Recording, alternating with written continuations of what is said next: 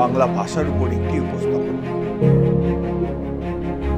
আপনারা অনেকেই জানেন, গুরুত্বের বিচারে, প্রয়োজনীয়তার বিচারে সারা পৃথিবীর 417টি ভাষার মধ্যে রাষ্ট্রসংঘ বাংলা ভাষাকে তৃতীয় স্থানে রেখেছে।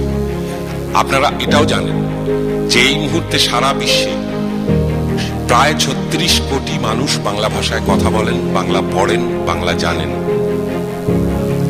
আপনারা এটাও জানেন যে বাংলা এমন একটা ভাষা, অন্য ভাষা শিক্ষার ক্ষেত্রে যেগুলো ব্যবসায়িক কারণে, বাণিজ্যিক কারণে ব্যবহার হয়, যেমন ইংরেজি, যেমন জার্মানি বা ফ্রেঞ্চ, কিন্তু সাহিত্য কাব্যের বিচারে অন্য ভাষার মানুষ সবচেয়ে যে ভাষাটা বেশি শিখতে চায়, সেখানেও বাংলা ভাষা স্থান দ্বিতীয়। আমার এই কথাগুলো বলার অর্থ, বাংলা ভাষা নিয়ে যারা চর্চা করছেন, যারা দীর্ঘদিন ধরে করছেন, তাদের প্রতি সাধুবাদ জানানো এবং এটা জানিয়ে দেওয়া, বিশেষ করে এখানে অনেক অভিভাবক আছেন তাদের কাছে, যে এই এত আনন্দ, এত ভালো লাগার মধ্যেও কিছু খারাপ লাগা আপনাদের সঙ্গে শেয়ার করব।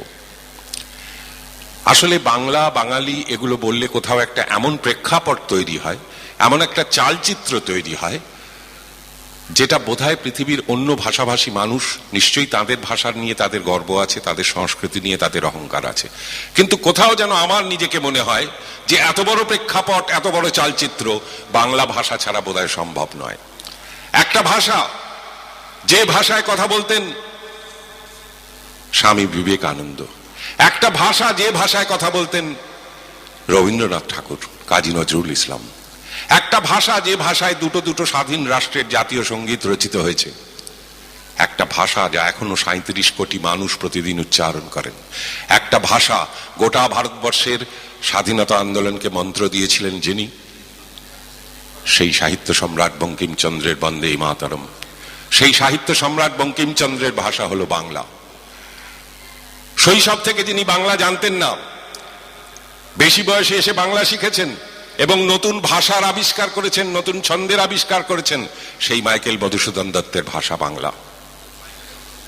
যে বীর সন্ন্যাসী অজস্র কষ্ট স্বীকার করে এই বাংলার মাটি থেকে দুরূহ এক দীর্ঘ যাত্রার শেষে গিয়ে পৌঁছেছিলেন চিকাগোয় এবং বিশ্ব ধর্ম মহাসম্মেলনে ভারতবর্ষের ছবিটাকে তুলে ধরেছিলেন উজ্জ্বল রূপে, তাঁরও মাতৃভাষা সেই স্বামী বিবেকানন্দের মাতৃভাষা বাংলা। সমস্ত পৃথিবীতে যে সাহিত্যকে চিরায়ত ধরা হয়, বাংলা থেকে তার দুটি একটি উদাহরণ দিতে গেলে কথা অমৃতের নাম আসে, সেই শ্রী শ্রী রামকৃষ্ণের ভাষা বাংলা। এগুলো আমাদের গর্ব, এগুলো আমাদের অহংকার। বাংলা ভাষায়